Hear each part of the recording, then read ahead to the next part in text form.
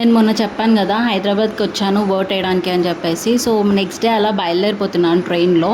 So ఈసారి పిన్ని వాళ్ళని ఇంకా మమ్మీ వాళ్ళని ఇద్దరిని తీసుకొని వెళ్తున్నా. పిల్లలకి హాలిడేస్ కదా, ఒక 4 days ఉంటారు అని చెప్పేసి.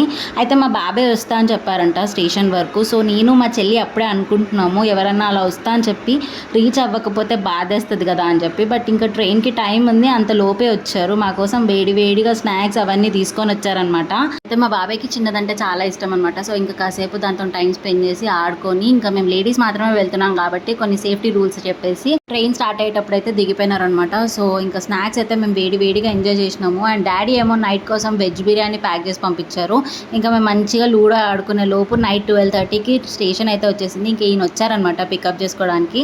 ఫస్ట్ రాగా అని చిన్నదాన్ని ఎత్తేసుకున్నారు. సో బాగా మిస్ అయ్యాడంట, బాగా అలవాటైంది కదా డాడా అని చెప్పి. ఇంకా నైట్లో మేమైతే ఇంటికి రీచ్ అయిపోయాము. అంతే. ఇంక ఈ video do subscribe for more videos. Bye.